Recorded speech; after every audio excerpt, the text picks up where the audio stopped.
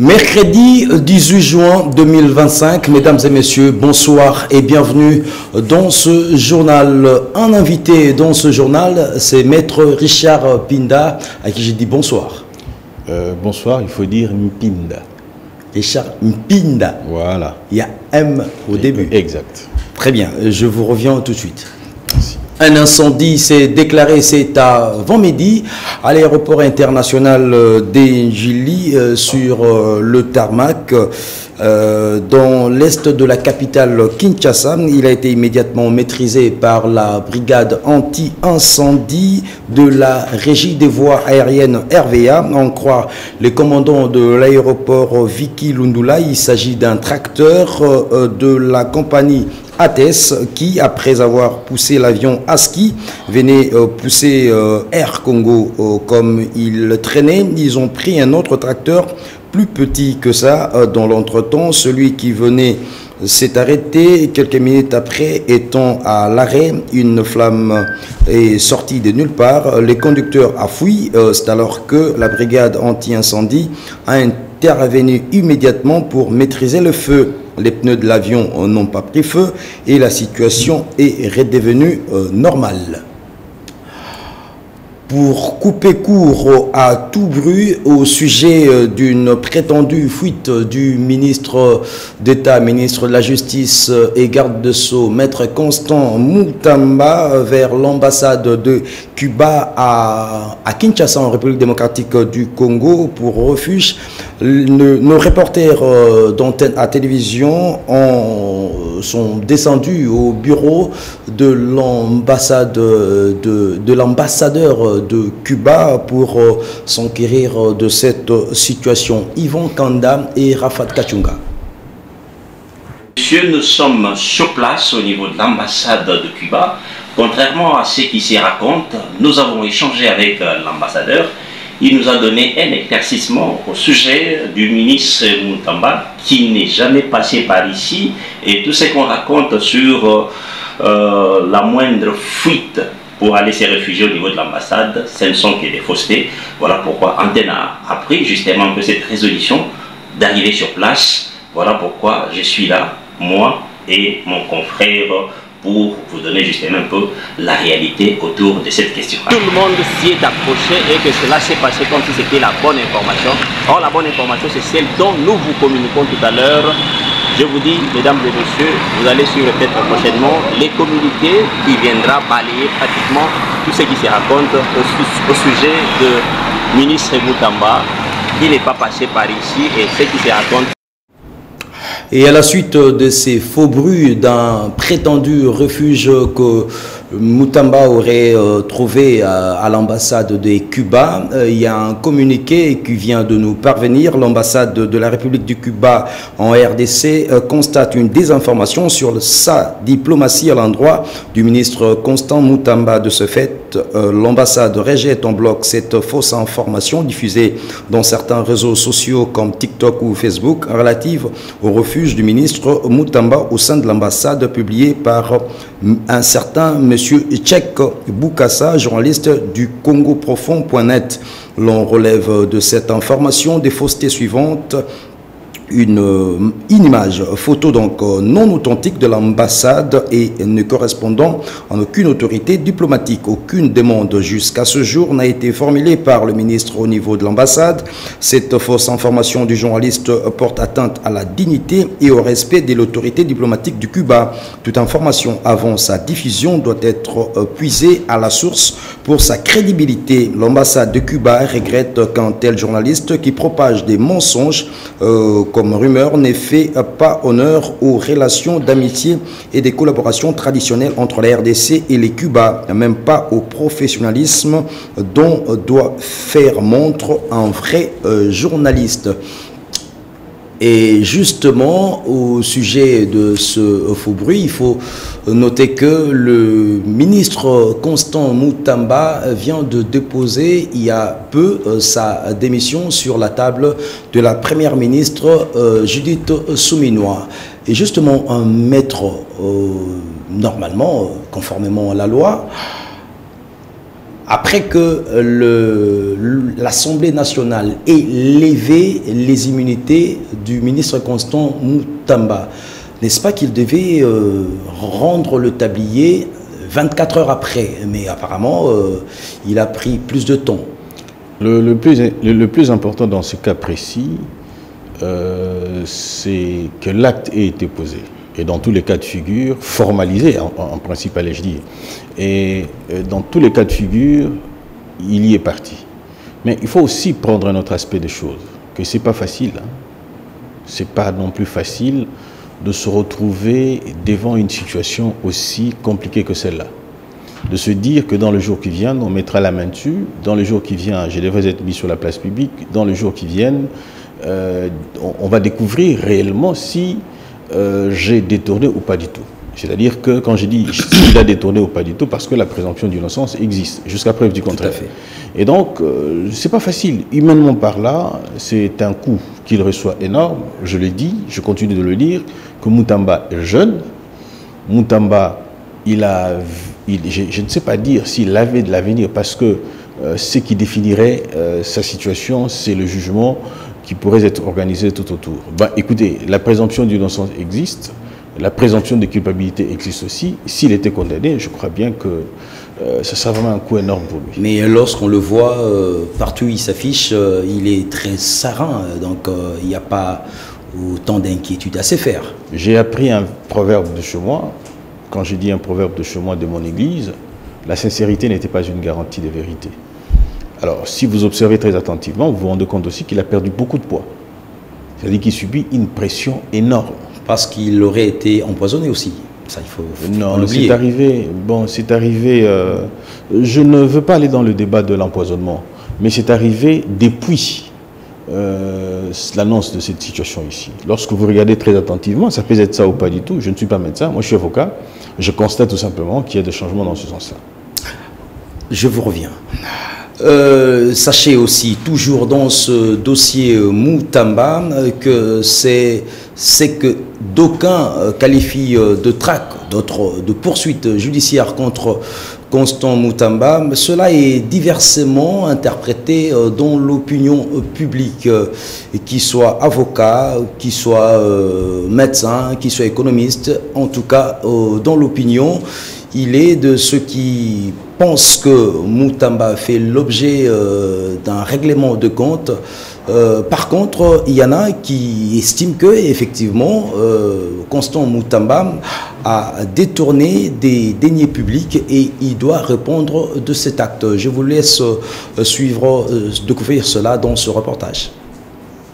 La décision du procureur général près la Cour de cassation, Firmin Vondé, a déféré le ministre d'État, ministre de la Justice et garde des Sceaux, maître Constant Mutamba devant la justice, est diversement interprété dans l'opinion. Nous avons suivi que le Parlement a autorisé les poursuites contre le ministre de la Justice. Je crois que nous sommes dans un état de droit, c'est aussi une preuve de la démocratie. Je crois que l'hypothèse de règlement de compte, je ne la partage pas. Il y a eu erreur comme certains le pensent. S'il y a eu faute de gestion, il y a une question de responsabilité. Laissons la justice faire son travail, c'est aussi ça, respecter la justice.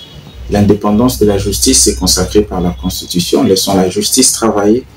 Laissons la justice faire ce qu'elle doit faire. Et puis après, nous saurons si réellement le ministre actuel, qui est normalement démissionnaire, est fautif ou pas.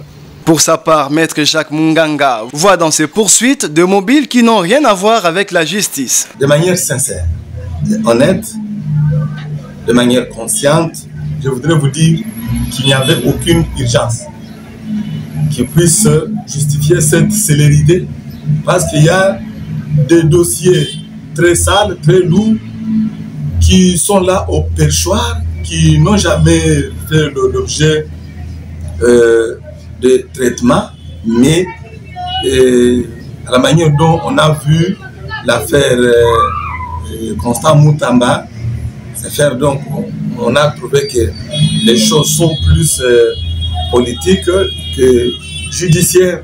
Donc on a compris qu'il y a un certain acharnement. Après avoir été reçu en audience le mardi du 7 juin 2025 par le président de la République, Constant Moutamba devrait déjà déposer sa démission ce mercredi 18 juin sur la table de la première ministre.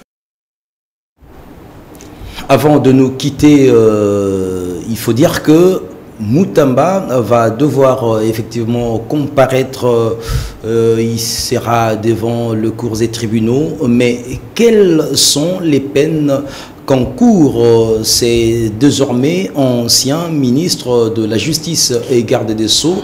Élément de réponse dans ce propos recueilli. Déclaré coupable de ce dont il est reproché. Et d'ailleurs, à ce sujet, l'article 17, alinéa 9 de la Constitution, lui fait bénéficier de la présomption d'innocence en attendant que sa culpabilité soit établie.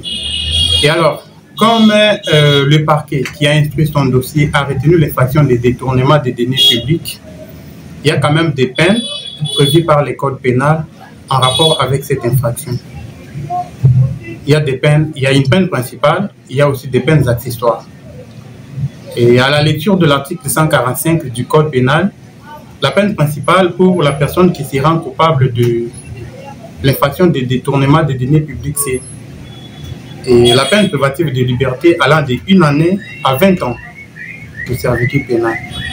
Mais en dehors de cette peine, il y a aussi des peines accessoires, comme ce que moi personnellement je peux appeler mort politique. Lorsqu'on vous condamne pour détournement des deniers publics, on peut aussi vous interdire pour une durée allant de 5 ans à 10 ans, après expiration de la peine, des droits au vote et à l'éligibilité. Donc vous ne pouvez pas voter, vous ne pouvez non plus postuler à un quelconque poste public. En dehors de cette peine de la mort politique, comme je l'ai dit, il y a aussi l'interdiction d'accéder aux fonctions publiques et para-étatiques. Il y a aussi à la privation des droits à la condamnation ou à la libération conditionnelle. Alors, Maître Richard Mpinda, nous venions de suivre deux juristes comme vous, ils sont aussi avocats, qui l'un estime que Moutamba doit effectivement répondre de ses actes de détournement entre guillemets parce qu'il jouit encore de la présomption d'innocence, mais l'autre estime carrément que Moutamba ferait l'objet de règlement de compte. Qu'en pensez-vous? Mais je pense que voilà pourquoi il y a un procès. Vous voyez ça? Comment dire, le parquet instruit. Le parquet est à la recherche des infractions. Le parquet va soumettre auprès du tribunal et le tribunal va apprécier. Vous voyez ça?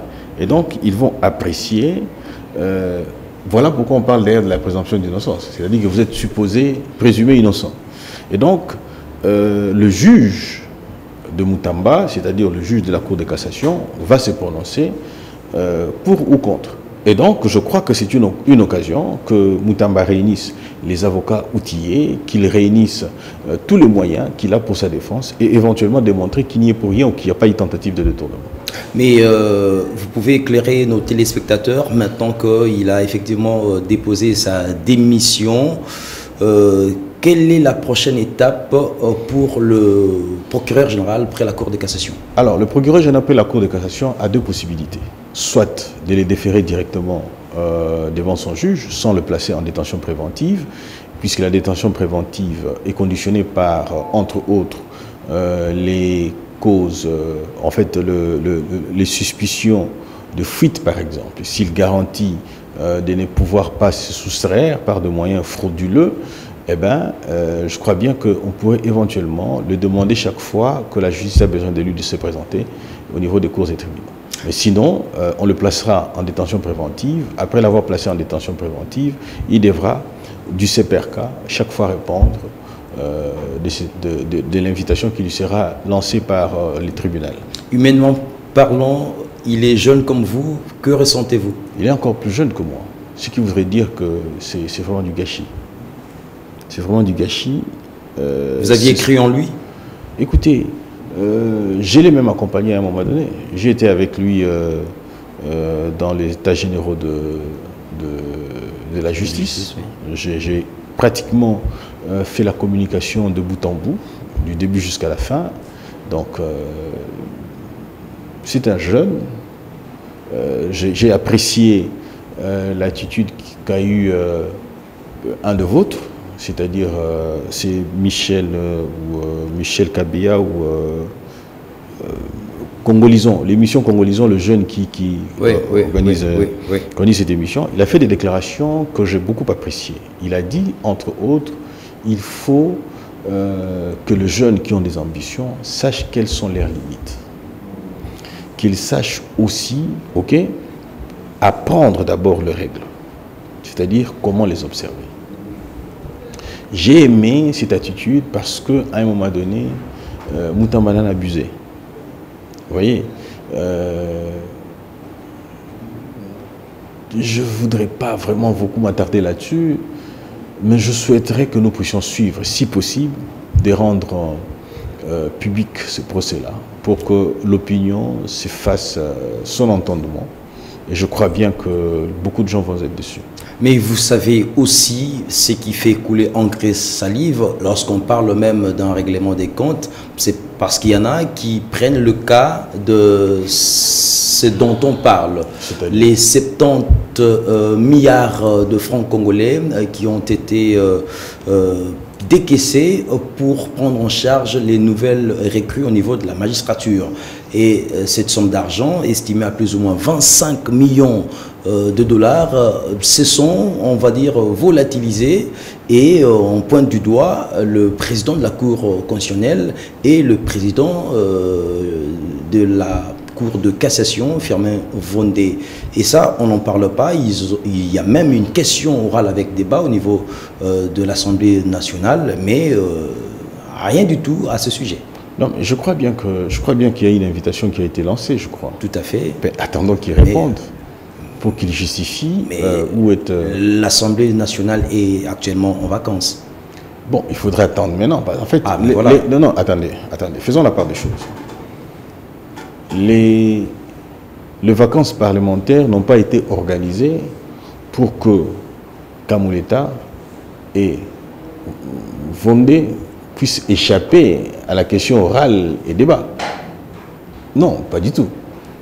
Les vacances parlementaires ont toujours existé et ça coïncide avec cette situation. Ne donnons pas l'impression que ces vacances sont décrétées juste pour qu'ils échappent à cette question orale. Voilà pourquoi j'ai dit, c'est comme je le dis, hein, pour Moutamba a l'attitude de se retrouver devant son juge et il devra s'expliquer. De la même manière que Vondé et Kamuleta devront aussi s'expliquer.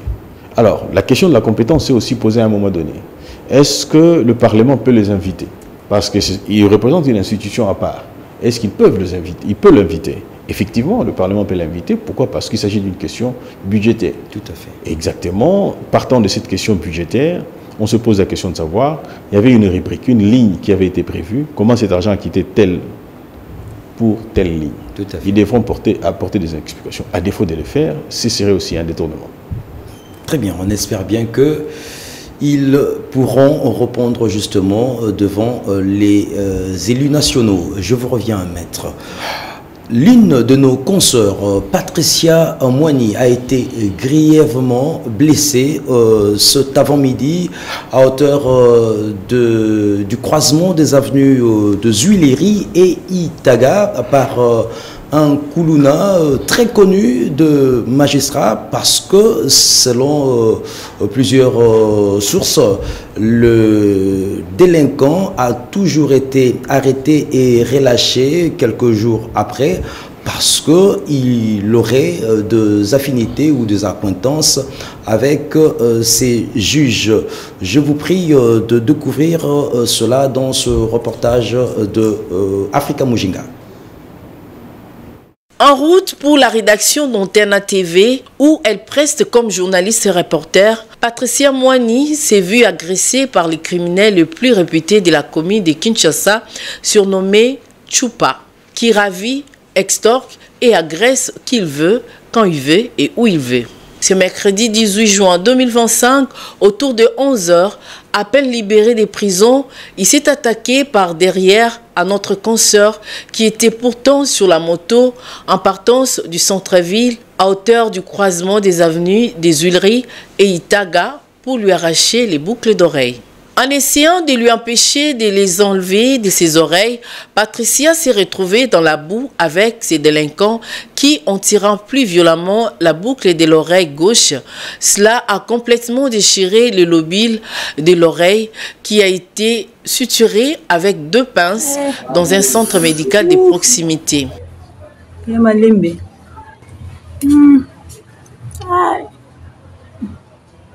Craint par la foule qui a assisté en chien de faïence à cette horrible et effroyable scène d'une rare violence, c'est le commissaire Djani de la police nationale congolaise qui passait aussi sur une moto qui est descendu pour mettre la main sur ces bandits urbains pour les conduire au sous-commissariat du quartier Ngwaka, où il sera entendu par un officier de police judiciaire qui s'est dit être fatigué de ces multi-récidivistes qui se seraient trop familiarisés avec les magistrats qui l'ont toujours relâché à coups de billets de banque. Transféré à la maison communale de Kinshasa où une réunion de sécurité a été tenue à son sujet, selon le bourgmestre, il sera transféré pour la énième fois au parquet de ce jeudi 19 juin 2025 pour répondre de cet acte odieux. Plusieurs personnes font savoir qu'il ne passe jamais plus de 2 jours en prison. Mais pour avoir violenté cette fois-ci une journaliste, il y a des raisons de croire qu'il purgera sa peine une fois condamné. Il s'observe depuis quelques jours la baisse du prix du ciment sur toute l'étendue de la ville de Kinshasa, ce après la décision du vice-premier ministre, ministre de l'économie nationale, le professeur Daniel Mukoko Samba, constat fait par Diane Ifonda et Angèle Dakisekou. Le ministre en charge de l'économie nationale, Daniel Mukoko Samba, a annoncé l'annulation de la mesure du gouvernement de Kinshasa de limitant les heures de circulation des camions poids lourds dans la ville de Kinshasa, qui, selon le patron de l'économie nationale, vise à prévenir le risque de pénurie et garantir la fluidité de l'approvisionnement en denrées de première nécessité dans la capitale congolaise, tandis que les autorités de la ville avaient les souhaits de résoudre les problèmes des embouteillages dans la ville. Fort malheureusement, cette décision a donné lieu à la flambée des prix, entre autres du ciment. Quelques qui nous ont rencontrés sur terrain se disent être satisfaits de la décision du ministre et de la baisse du prix des ciments sur les marchés. Les conducteurs poids lourds étaient mécontents de la décision du gouverneur de la ville de Kinshasa. Et sur ce, ils ont entamé une grève, ce qui a causé la rareté du ciment. Et puisque les clients sont méchants, ils ont majoré les prix. Pour Nera Chanira, défenseur des droits humains, la décision du ministre de l'économie nationale, dont le chef des opérateurs économiques et les concessionnaires s'avère salvatrice. Comme nous le savons tous, que la province du Congo central, particulièrement les villes de Boma et de Matadi, sont celles qui desservent la capitale par des denrées de première nécessité. Il faut que toutes les mesures qui sont prises par la ville-province de Kinshasa soient des mesures qui favorisent en fait à ce que la ville-province de Kinshasa soit desservis par des matières premières et surtout des matières de première nécessité, notamment également les ciments, parce que la ville-province de Kinshasa fait face à l'augmentation des constructions ici et là. Et comme vous le savez, l'investissement dans l'immobilier s'avère très intensif dans notre ville-province de Kinshasa, et il faut que toute action publique soit ces actions qui permettent à ce que la population congolaise soit mieux desservie. Ici est de souligner que c'est depuis 5 jours que le ministre de l'économie nationale a levé la mesure du gouvernement provincial interdisant la circulation de gros véhicules pendant la journée, et cela a amené la baisse du prix du ciment. La Commission nationale de prévention routière CNPR du Nord Kivu a lancé le travaux de balisage de la voirie urbaine de Butembo. La première étape a consisté au marquage au sol pour les traversées de piétons, suivi de la fixation des feux lumineux pour lutter contre les accidents routiers. C'est un reportage de notre correspondant au Nord Kivu, Germain Chikourou.